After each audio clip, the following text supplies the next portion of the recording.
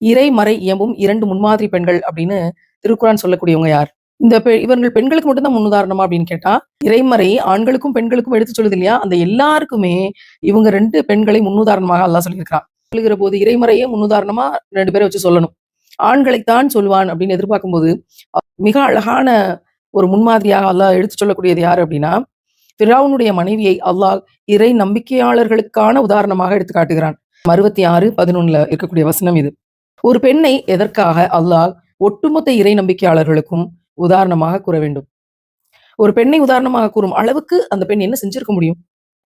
பெண்களை இஸ்லாம் ஒரு பொருட்டாகவே மதிப்பதில்லை அப்படின்னு விமர்சனங்கள் வீசிக்கொண்டிருக்கவங்களுக்கு இந்த ஒரு வசனமே போதுமானது.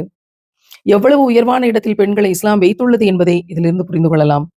அல்லாஹ்வே உதாரணமாக கூறியிருக்கும் இந்த உவமையின் மூலம் ஒவ்வொரு முஸ்லிம் பெண்ணும் பெருமை கொள்ளலாம். ஃபிரௌனுடைய மனைவியின் மார்க்கம் பற்றி எந்த அளவுக்கு தூய்மையானதாக, உயர்வானதாக இருந்திருந்தால், அல்லாஹ்வே அந்த பெண்மணியை முன்னுதாரணமாக்கி நம்ம இடத்துல எடுத்து கொண்டு வந்திருப்பான் அப்படின்னு யோசிச்சு பார்க்கணும். பெண்களுக்கான இஸ்லாம் என்பது ஹிஜாப் போடணும், புர்கா போடணும். இது மட்டும்தான் அப்படிங்கிற ஒரு மாயையை இந்த வசனம் அடித்து நொறுக்குது. அந்த வசனம் இப்படி நிறைவு பெறுது.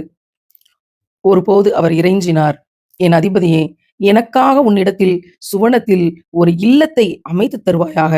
மேலும் ஃபிரௌனை விட்டும் அவனுடைய செயலை விட்டும் என்னை காப்பாற்றுவாயாக.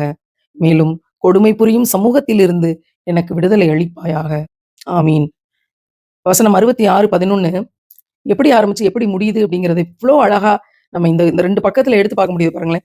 இந்த உலகத்துல எவ்வளோ சோதனை வந்தாலும் சரி, ஒரு பெண்மணியாக இருந்து அதை எதிர்கொள்றது எப்படி அப்படிங்கிறத நான் தொடர்ந்து பார்த்துக்கிட்டு இருக்கேன்.